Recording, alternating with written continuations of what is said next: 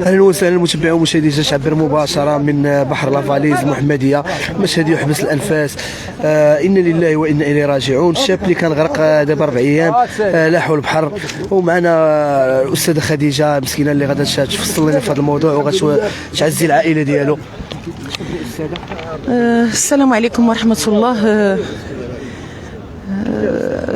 كنت معكم خديجه لطفي. كيفاش تلقيتوا الخبر ديال الواقعه؟ تلقينا الخبر بحال جميع المواطنين هذه شي 4 ايام. صراحه كنتاسفوا لهاد الحاله هذه اللي وقعت لهذا الشاب اللي جا مسكين غير باش هذا صدق زالق وداك الشيء. دونك انا كنعزي العائله ديالو من هذا المنبر وكنتمناو ليه الرحمه والمغفره، والعائله ديالو جميل الصبر وحسن الجزاء.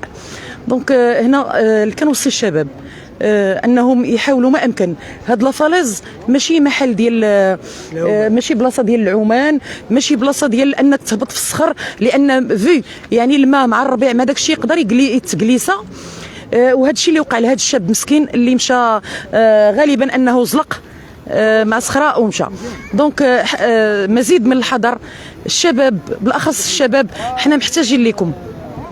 دونك ما تغامروش. يكفينا دوك اللي ماتوا في البحر غرقا لانهم غاديين كيقلبوا على طرف ديال الخبز في الضفه الاخرى. كنتمنى ربي يحفظ الشباب ديالنا كاملين. ومجددا كنعزي العائله ديال هذا الشاب هذا، ونطلبوا الله تبارك وتعالى يرحمه ويوسع عليه ويرزقهم الصبر ويرزقهم الصبر المؤمنين. هذا الشيء ماشي سهل. عاوتاني عندي واحد النقطه ايضا، ان هاد لافاليز خصو يكونوا الناس بعض الحراس يكونوا على الضفه ديالو، على الشط كله.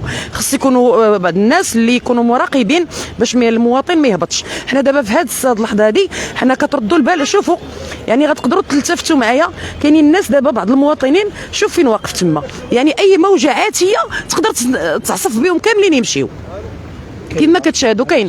دونك هنا حنايا بركه علينا من الضحايا، بركه علينا من هذا. توخي الحذر. ان كنظن ان الناس راه فاهمين وعارفين كل شيء، راه ما كاينش شي حد باستثناء اللي كيجي براني ولا غريب وما عارفش.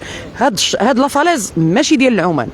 هاد لافاليز كنقولها ونعاودها، راه اي واحد مثلا كيوقع له شي مشكل هنا راه كيتحمل فيه مسؤوليته كامله. شحال من يوم هو داخل؟ هاد الوليد دخل تقريبا شي 4 ايام تقريبا. شي تقريبا الوليد باش دخل تقريبا من يوم الاحد. راه كما كنشوفوا التصريحات ديال العائله ديالو وداك الشيء. الحمد لله بان لفظوا البحر، وهذا شيء مؤسف. كنتمناو ان من السلطات والمسؤولين بالمدينه المحمديه ان تكون واحد الحراسه مشدده على الشاطئ لافاليز بالذات، باش ما نزيدوش نوقعوا مازال باش ما نزيدش مازال الضحايا، ما نزيدوش مازال الضحايا. صراحة هذا شيء مؤسف. للاسف الشباب كيجي كيبغي يصطف هنايا، كيبغي هذا حدو هنا حدو السور. انا كيبان لي كما كنقول لكم، يعني هنا اللي بغى يستمتع انه يستمتع على هذا السور هذا، يجلس هنا ما يمشيش لهيه. للاسف كاين التهور ديال بعض الشباب كيمشي وكيبغي يقرب اكثر. ناهيك على بزاف ديال الامور كتوقع هنا الداخل في الشط، يعني ينده لها الجبين اخلاقيا ما كنقبلوهاش. ولكن حان الوقت باش اننا شويه كل واحد يتحمل مسؤوليته في هذا الشيء اللي نعم. بالنسبه للافاليز قلتي واحد النقطه اللي هي مزيانه، ماشي ديال العمان.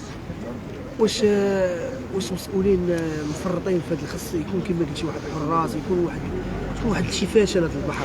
لا، هي ماشي مفرطين.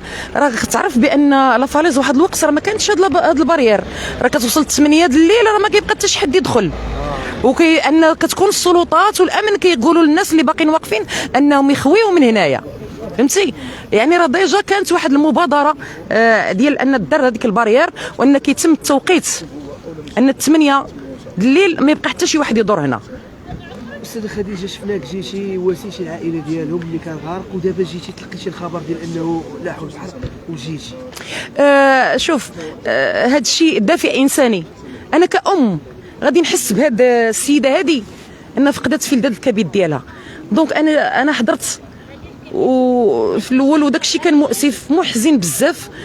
وعاود جينا دابا الله يولي برحمه الله، راه الان راه في مستشفى مولاي عبد الله، لان تقريبا غتكون في ديك 21 23 ولا 24 25 سنه لا ما سمعت 25 سنه، يعني في ريعان شبابه، يعني باش انك تفقد شاب يعني بكل سهوله بهذا راه ما جاش يعوم لان كما قلت لك راه كاين الصخر، كيكون داك الربيع كيكون كيزلق. دونك هذا الوليد هذا جاي مع صحابه جاي تا هو ولكن حسب التصريحات ديال الزملاء ديالو اللي كانوا معاه انهم راه قال لك اودي حنا راه هما يلاه هو سبقهم. إنا لله وإنا إليه راجعون. اللهم آمين. شكرا اختي خديجة. متابعي ومشاهدي جريدة عبر، هذا هو البحر ديال لافاليز، هذا هو البحر اللي غرق فيه الشاب، هذا هو البحر اللي غرق فيه الشاب.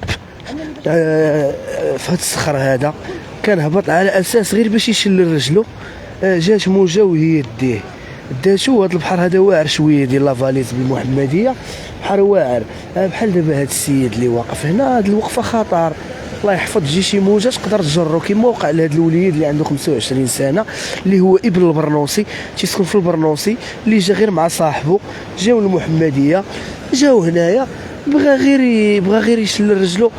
إنا لله وإنا إليه راجعون، إنا لله وإنا إليه راجعون. مازال كاينين السيادة اللي هما تنقولوا حنا ولاد البحر، تيجيو يصيدوا، تيكونوا عارفين البحر امتى يكون واعر امتى ماشي واعر. ملي تيكون البحر واعر ما تيصيدوش، تيخرجوا. وانا غنزيدو نقربوكم من الصورة. مؤسف والله العظيم، إلا مؤسف هذا الشيء. بقاو معنا. الشيء دابا هذا هو الصخر، هذا متبع ومشاهدي جريدة عبر، هبط غير يشل رجلو مسكين. تفاجأ بشي موجه اللي داتو مده ديال 4 ايام، مده ديال 4 ايام وهو مسكين. تيقلبوا الوقايه المدنيه، جميع الجهات المعنيه والمسؤوله. تنتمناو باش المسؤولين اللي تافشوا لهذا البحر هذا لافاليز، لانه ماشي ديال العمان، باش يحاولوا يديروا شي باريال ولا يديروا شي علامات اللي ما يقدرش بنادم يبقى يغامر بحياته ويجي هنايا، لان راه البحر خطير هنايا. نتوما شوفوا غير الماج دابا، راه البحر مازال راه هربان، راه ما دافعش. كون كان دافع راه الماء تيكون واصل حتى لهنايا، تيوصل حتى لهنايا، هنا تيوصل هنا تيوصل البحر. متابعي ومشاهدي جريدة عبر، ما علينا الا نعاود نوجهوا العزاء للعائله ديال هذا الشاب، الله يرحمه والله يوسع عليه، الله يرحمه والله يوسع عليه والله يصبر العائله ديالو. نستودعكم الله في مباشر اخر. كنتم معنا من قلب لافاليز، قلب المحمديه. انا لله وانا اليه راجعون. نلتقوا في مباشر اخر ان شاء الله.